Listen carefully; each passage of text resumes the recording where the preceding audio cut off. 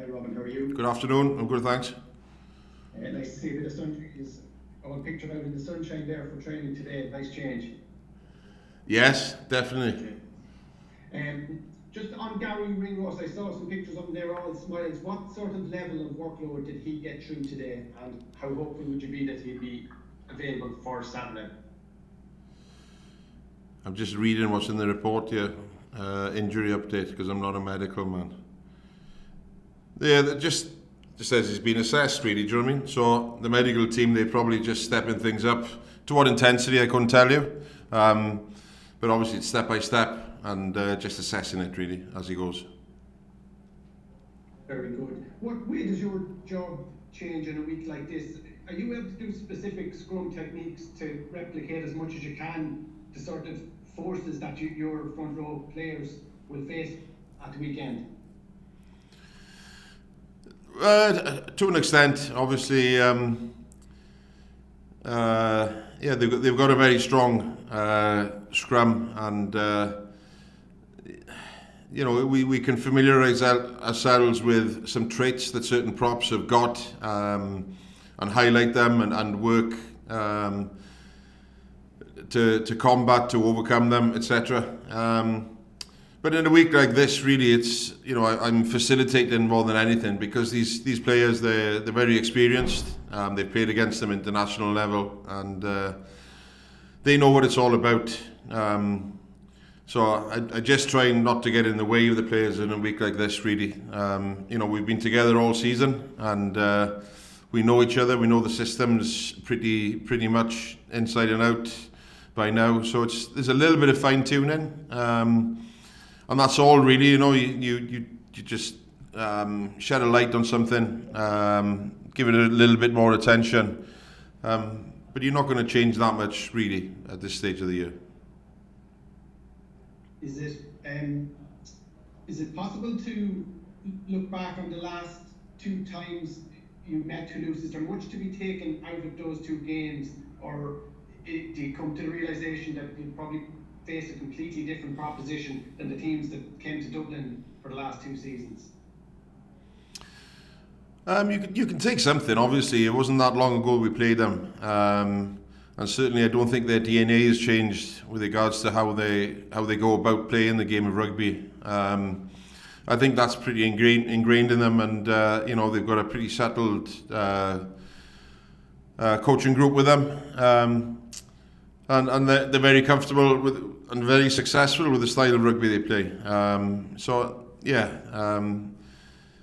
It's always good to have a little look back.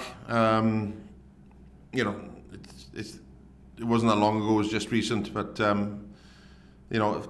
this time it's a final, and there's a lot to be gained and a lot to be lost. Super. Thanks. Best of luck for the week, Robin. Cheers. Thank you. Hi Robin, Aisling here from Off the Ball. How's things? How are you going? Good, thank you. Good.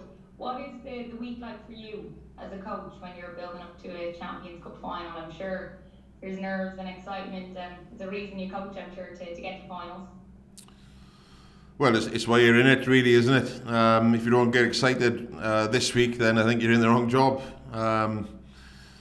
We've had to work bloody hard to get here again. I mean, there's a lot of good teams in the competition, and we've had to fight to get to this stage, and as we did in the previous two years as well. So we've just fallen short, but we've got to take a lot of confidence from what we've done so far this year, and if we wanted a reminder that it's not going to be handed to us on a plate, then Ulster give us that little reminder on the weekend. So it was good to get a shot across the bows, just to focus your attention a little bit more and say, listen, it's not going to be handed to you. You've got to go out there and you've got to get your stuff right as well. So no, I'm excited by the week. I think everybody's energised. It'll be a tough week for some of the boys, obviously, that aren't selected, but it's vital that those players play their part in preparing this team for Saturday, and I've never been anywhere better, really, where that happens. The sense of camaraderie and true brother feeling. This is when it comes to the fore in weeks like this. So we'll be dependent on the non-23 to prepare this team for Saturday. And having the likes of James Ryan, obviously came back to captain the team against Ulster, and Hugo Keane and Will Connors, to have these players back in, what does that mean? It's great. It gives everybody a boost. You know, those 3 players you mentioned, they're quality players. So it was great to see him back on the field, and in that environment, that atmosphere that was created in Ravenhill as well. You know, it was a great sort of pressure cooker of a feel about it, and it was nip and tuck from the start to the finish. So you can't recreate that in training, and as hard as you try, obviously. But so it was good to see those boys coming through. Brilliant, Robin. Thanks a lot. Best of luck for the weekend. Cheers. Thank you. Hello, Robin. It's Nick Mullins from TNT here. Sorry, my camera's not working, so you're seeing me on film. How many live scrums will you do this week? Is that still just as important as it always was? Yes, it is. You know, we made quite a few changes to the team last week, so we've got to make sure that you know, we don't lose that sort of edge about us. You know, we've been relatively happy with the way the scrum has gone, and that's going to be a massive challenge to us on the weekend. So, yeah, we don't tend to put a number on it, especially in a week like this. We just tend to go until, you know, everybody's pretty happy with the way that we're scrimmaging. So there's no magic number. It's just about the feel of it, really, and and getting ourselves ready for Saturday.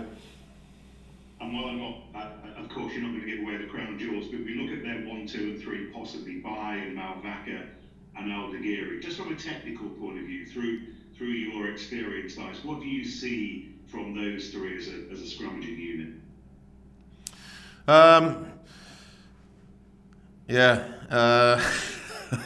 Without going into specifics, that's very hard now. Tell us what you can without giving it all away. They're good at doing what they do. You know, they've obviously got an understanding between the 3 of them. So they're a cohesive bunch. Obviously, you can see the way they celebrate after winning a decision at scrum time. It goes for most packs anyway, but you just get the feeling with certain packs that there's more of an onus put on scrummaging, put on mauling, and Toulouse have got that. You know, it's a big strength of theirs, especially if, I know I'm going off the point a little bit, but especially from a mauling point of view, where you've got Novaka and Dupont at the back of that maul, you know, just creating havoc really, with the ability to go left or right. So yeah, but from a scrummaging point of view, we've just got to meet fire with fire, and you know, we're confident that, you know, if we get our stuff right, then we can make it a good contest, and hopefully it will be a good contest. That's all I can say really. And you touched on the others in the pack, but again, you know, we don't know the team yet. But Flamand, Miafu, Cross, Willis, Rumat.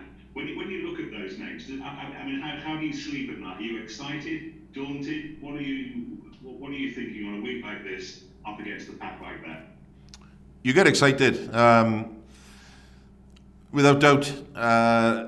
You know, if you don't get excited, then you're in the wrong job. I said that already, but it's a challenge that you've got to rise to, and it's very easy to forget the players that you're coaching and the players that are wearing blue.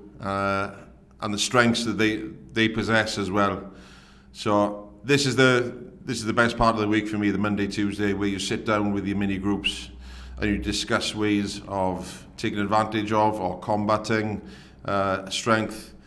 And you come up with a plan. You have a healthy discussion with the players, and a little bit of to-ing and fro-ing, and that's what it's all about. And you come up with a plan, and then when you see that plan being executed on the weekend, you know, that just gives you so much satisfaction, really. And we know it's going to be hard, don't get me wrong, we're not going to get everything right, but the process of going through the plan and coming up with ideas and suggesting things, seeing how well received or badly received maybe an idea is.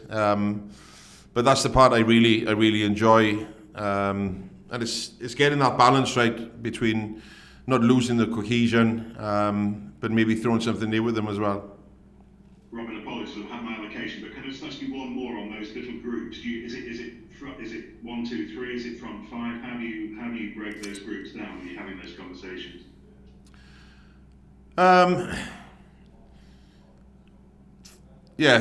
Personally, I asked the players at the start, the forwards at the start of the year, what they had a passion for, and whatever they had a passion for, I just put them in the group. So it was important for me that I had a good cross section of players working together, because the more sets of eyes you've got on a certain aspect, then the more covered you are really. And I wanted them to be passionate about what they're talking about in meetings, etc. And invariably, the front row forwards, invariably they're going to stick to the scrums anyway. But you always get 1 or 2 outliers, and you think, oh, I wonder why he's put himself in that group, and it keeps things healthy as well. Keeps it exciting, and it keeps them energised as players, which is vital. Brilliant. Nice to chat again, Robin. Thank you. Enjoy the week. Thank you.